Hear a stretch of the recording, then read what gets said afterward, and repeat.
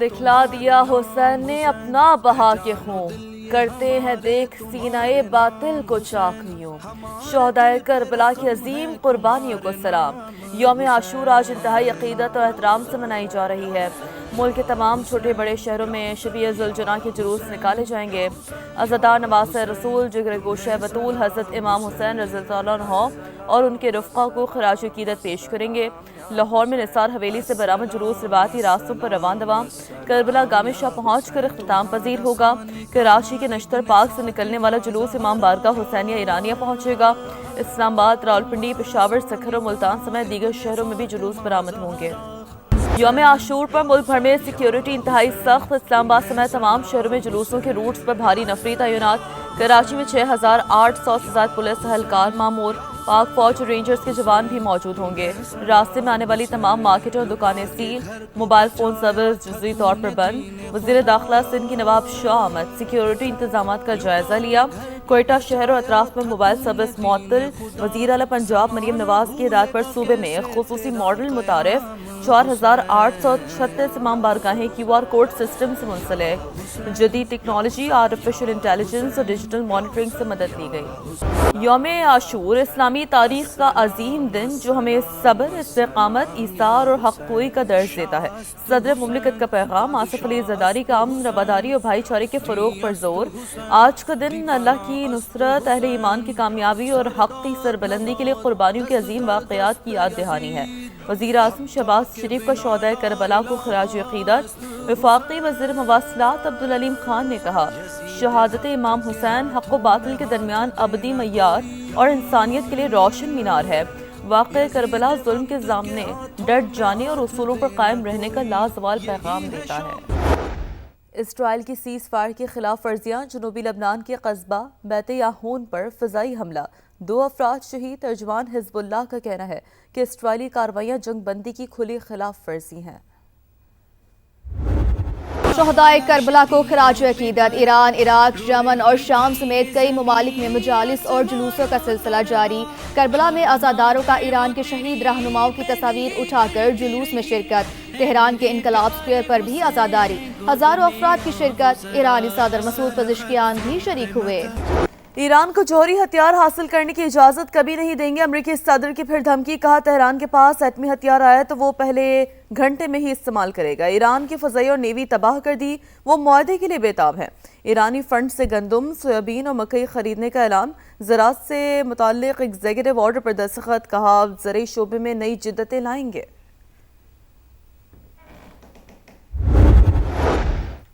Oman کے ساحل کے قریب کارگو بحری جہاز پر پروجیکٹائل حملہ۔ برطانوی میری ٹائم ایجنسی کے مطابق واقعے میں کوئی جانی نقصان نہیں ہوا۔ انٹرنیشنل میری ٹائم آرگنائزیشن کی آبنائے ہرمز پر سروسز معطل۔ امریکہ اور ایران بحرانوں سے بچنے کے لیے براہ راست فوجی رابطہ چینل قائم کرنے پر تیار ہیں۔ امریکی نائب صدر جے ڈی وینس کا بڑا دعویٰ۔ برطانوی ویب سائٹ کو انٹرویو میں کہا، پاسداران انقلاب و سینٹ کام کا ایک نمائندہ دوحہ میں تعینات کیا جائے گا۔ ایران جوہری پروگرام کا جامع معائنہ اور افزودہ یورینیم کے خاتمے کی پیشکش کر رہا ہے۔ اسرائیل کا قریب ترین خلیجی ملک متحدہ عرب امارات بھی تہران سے رابطے میں ہے۔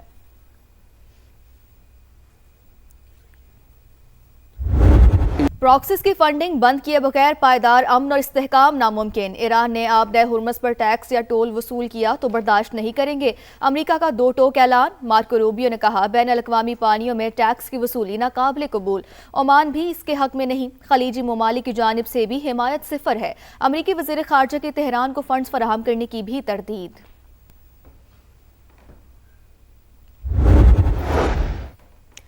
لبنان میں ریاست کے علاوہ تمام مسلح گروہوں کو غیر مسلح کیا جائے۔ بیروت سے مذاکرات کو دیگر تنازعات سے مشروط نہ کیا جائے۔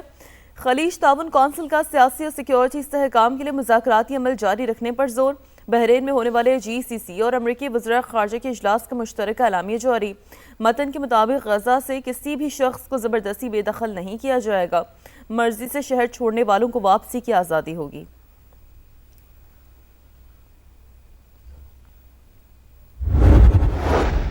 سعودی وزیر خارجہ اور امریکی وزیر خارجہ کی ملاقات۔ ایران سے مذاکرات اور آبنۂ ہرمز کی صورتحال پر تبادلہ خیال۔ آبنۂ ہرمز میں بین الاقوامی بحری آمد و رفت کی آزادی پر زور۔ ٹرمپ انتظامیہ کو بڑا جھٹکا، امریکی وفاقی عدالت نے ووٹرز لسٹوں کی تیاری سے روک دیا۔ صدر ٹرمپ نے وفاقی سطح پر فہرستیں تیار کروانے کے لیے ایگزیکٹو آرڈر جاری کیا تھا۔ عدالت نے حکم نامہ اختیارات کی تقسیم کے خلاف قرار دے دیا۔ وینزویلا میں ایک خوفناک زلزلہ، اموات کی تعداد 235 ہو گئی، 1,500 سے زائد زخمی، 11,000 سے زائد لاپتہ افراد کی نشاندہی، لوگوں کی بڑی تعداد کے ملبے تلے دبے ہونے کی اطلاعات، اموات کی تعداد 1 لاکھ سے تجاوز ہونے کا خدشہ، لاگویرا شہر میں سب سے زیادہ نقصان، دارالحکومت کراکس بھی شدید متاثر، سینکڑوں عمارتیں ملبے کا ڈھیر بن گئیں، انفراسٹرکچر تباہ، اکثر علاقے بجلی سے محروم، انٹرنیٹ سروس میں معطل، مرکزی ایئرپورٹ بند کر دیا گیا، ملک بھر میں ایمرجنسی نافذ، امدادی کارروائیاں جاری۔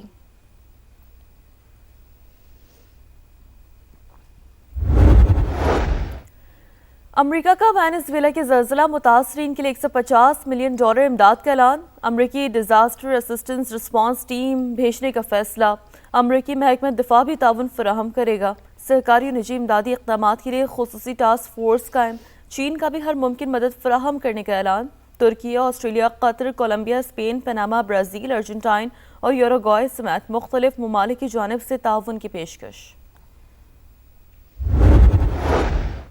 پاکستان کا اقوام متحدہ میں پائیدار امن کے لیے عالمی تعاون پر زور، مستقل مندوب عاصم افتخار کا اجلاس سے خطاب، کہا امن سازی کے لیے مضبوط سیاسی عزم اور وسائل ناگزیر، تنازعات کی روک تھام اور پائیدار امن کے لیے جامع حکمت عملی کی ضرورت ہے، پاکستان عالمی امن کے فروغ کے لیے اپنا کردار جاری رکھے گا۔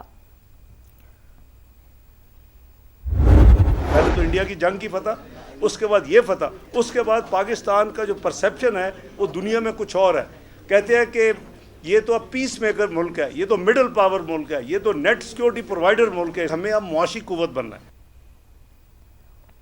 بھارت کے خلاف فتح اور امریکہ ایران جنگ میں کردار سے پاکستان کا امیج بدل گیا، دنیا پاکستان کو پیس میکر، مڈل پاور اور نیٹ سیکیورٹی پرووائڈر قرار دے رہی ہے۔ وطن عزیز پر بری نظر ڈالنے والوں کی آنکھیں نکال لیں گے۔ نائب وزیر اعظم اسحاق ڈار کی لاہور میں پریس کانفرنس، کہا اسلام آباد مفاہمتی یادداشت پر جنیوا میں دستخط ہونا تھے، صدر ٹرمپ کی درخواست پر G7 اجلاس میں سائن کیے گئے، مذاکرات کا مقام بھی امریکہ کے کہنے پر تبدیل ہوا، پاکستان اپنی صفاتی اور فوجی قوت منوا چکا، اب ہمیں معاشی قوت بننا ہے۔ BBC has done this and they have published a baseless article based on vested interest and merely on propaganda۔ تمام راستے آزاد کشمیر آنے اور جانے والے کھلے ہیں سوائے راولا کوٹ کے تھوڑے سے ایریے کے۔ کہیں کہیں جو کالعدم تنظیم کے شرپسند ہیں وہ روڈ بلاک کرتے ہیں، وہ اس طرح فوڈ آئٹمز کی جو گاڑیاں ہیں ان کو لوٹتے ہیں۔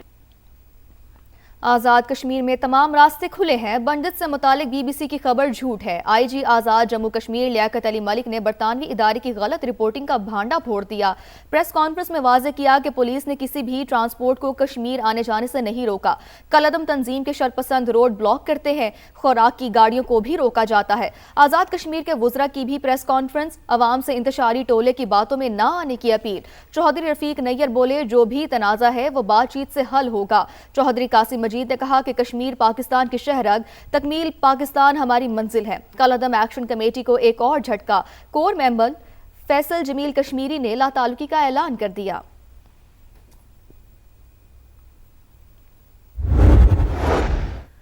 آزاد جموں کشمیر سے متعلق جعلی خبر، وزارت اطلاعات کا BBC اردو سے شدید احتجاج، غیر مصدقہ اور بے بنیاد الزامات پر مبنی رپورٹ کی اشاعت پر باضابطہ شکایت درج، غیر تصدیق شدہ دعووں کی اشاعت افسوسناک قرار، کہا یہ پہلا واقعہ نہیں، برطانوی ادارے کی جانب سے غیر مصدقہ خبروں کا سلسلہ رجحان بنتا جا رہا ہے، گمراہ کن رپورٹنگ کے تدارک کے لیے فوری اقدامات ناگزیر ہیں۔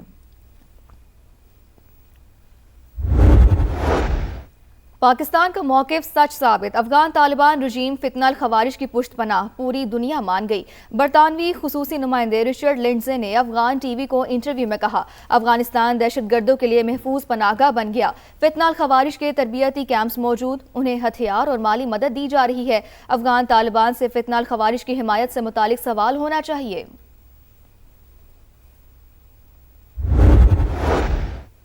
صدر مملکت آصف علی زرداری نے فائنانس بل 2026-27 کی منظوری دے دی۔ 18,000 ارب روپے سے زائد کے نئے وفاقی بجٹ پر 1 جولائی سے عمل درآمد ہوگا۔ ٹیکسوں اور ڈیوٹیز میں رد و بدل کا اطلاق بھی 1 جولائی سے ہی ہوگا۔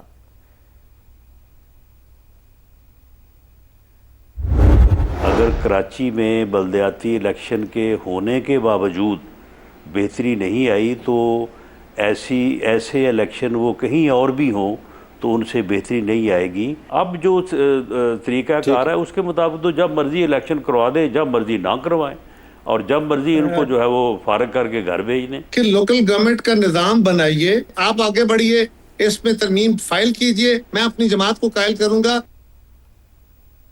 بلدیاتی انتخابات کے حوالے سے بلاول بھٹو کا اپنا نقطہ نظر ہے۔ ہمارا متفق ہونا ضروری نہیں۔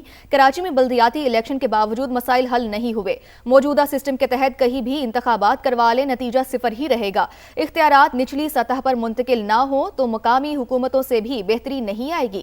بلدیاتی نظام اور اداروں کو آئینی ضمانت حاصل نہیں۔ صوبائی حکومت جب چاہے انہیں توڑ سکتی ہے۔ ہم نے آرٹیکل 140 پر بات کی کوشش کی تو پیپلز پارٹی برا مان گئی۔ رانا ثناء اللہ کی programme red line with Talat میں گفتگو، نون لیگ آگے بڑھے اور بلدیاتی الیکشن کے لیے ترمیم لائے۔ پیپلز پارٹی کو میں قائل کروں گا۔ قمر زمان کائرہ کا جواب، بولے وفاق سے زائدہ صوبوں کے پاس وسائل ہیں، لوکل گورنمنٹ سسٹم جیسا بھی ہو اسے چلنا چاہیے۔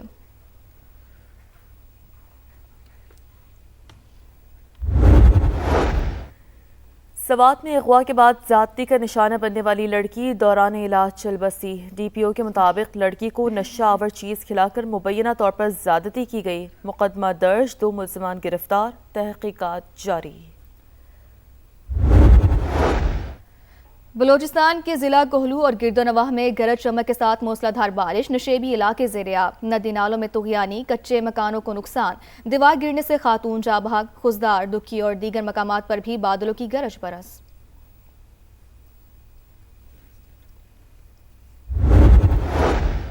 یورپ میں قہر کی گرمی، عوام کی چیخیں نکل گئیں۔ اسپین میں ہیٹ ویو سے 200 سے زائد اموات کا خدشہ۔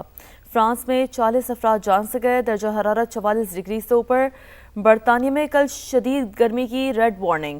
سرے کاؤنٹی میں گرمی کا 50 سالہ ریکارڈ ٹوٹ گیا، پارہ 37.7 record. Women's T20 world cup میں پاکستان کا آخری میچ آج ہوگا۔ قومی ٹیم نیدرلینڈز کے خلاف میدان میں اترے گی، پہلی فتح کی تلاش۔ مسلسل 4 میچز ہارنے کے بعد پاکستان سیمی فائنل کی دوڑ سے پہلے ہی باہر ہو چکا ہے۔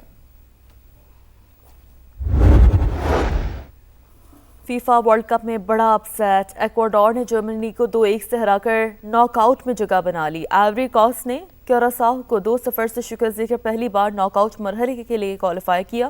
نیدرلینڈز نے تیونس کو 3-1 سے ہرا دیا۔ جاپان اور سویڈن کا میچ 1-1 گول سے برابر رہا۔ گروپ ایف سے نیدرلینڈز، جاپان اور سویڈن نے راؤنڈ آف 32 میں جگہ بنا لی۔